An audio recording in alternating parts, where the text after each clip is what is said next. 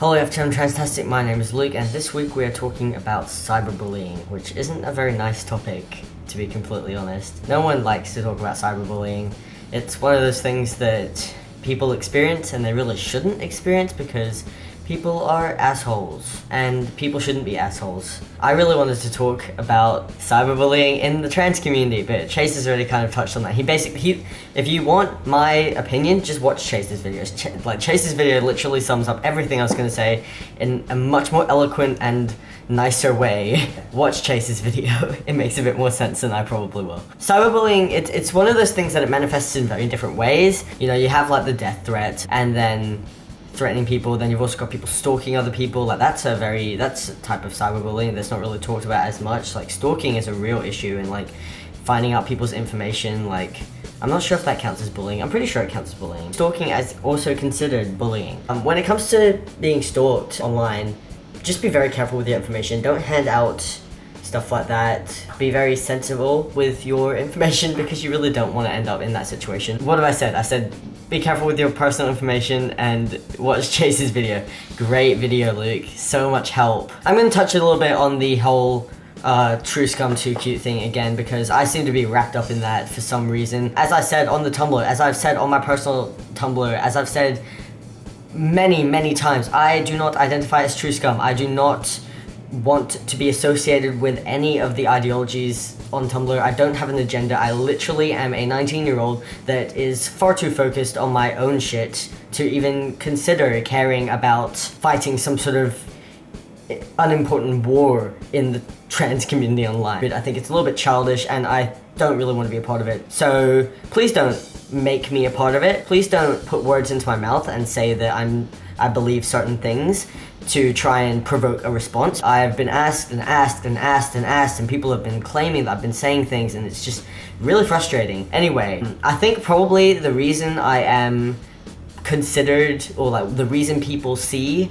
me is because of I reblog a couple posts and I call out people who send death threats, you know? And this is probably why I come across as truce scum, because too cutes, as they're called, apparently they're the ones that are sending the most abusive messages, and they come up on my Tumblr all the time. I comment that that's not okay to say.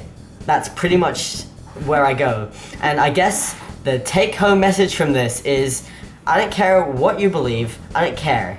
But if you send death threats to people, or if you deliberately try to trigger someone's dysphoria, that is not okay. In any circumstance, you don't make someone feel that shit about themselves, because it's really awful for you to consider doing that. If you do resort to doing that, then it just shows you have a terrible argument. If you honestly can't set up a logical argument with someone who has differing views from you without trying to trigger their dysphoria, or trying to send them death threats, or abusive messages, or making threats towards them, you have a bad argument. I'm sorry. And that's your problem. You've got to deal with that. You shouldn't take it out on other people, because there's no point you trying to have a discussion, a civilized discussion, if it's going to resort to that. And that's why I try to stay away from this whole truce scum too cute thing, because it literally resorts to people sending verbal attacks towards each other. And like, I'm not wasting my time with that. You know, you can call me trash all you want, and you can tell me, try to trigger my dysphoria and say I should die all you want. That doesn't change my opinion. It's like teasing on the playground. And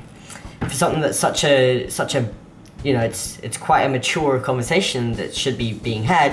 If it's going to resort to that, the trans community doesn't need to be all friendly. People can have different views. We are a group of people, and the trans community is such a diverse group of people. We've got people from all over the world. Being trans is like being blonde hair. It'd be like linking in all the people who have blonde hair and saying, okay, you guys all need to agree, and you guys all need to have the same thing. Of course that's not going to happen. There are so many people with blonde hair.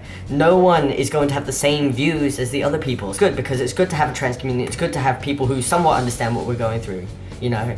But at the same time, you got to realize that you're going to have different views to people, and you've just got to accept that, and you've just got to treat people with respect. That's the main thing. Treat people with respect. Not just in the trans community, but out of the trans community too. If you expect respect, you need to give respect too. So that includes not sending death threats to people. I don't really understand how much more I can explain it. So don't do that. Just be a genuinely nice person and don't waste your time. Don't sweat the small stuff. Just, you know, live your life.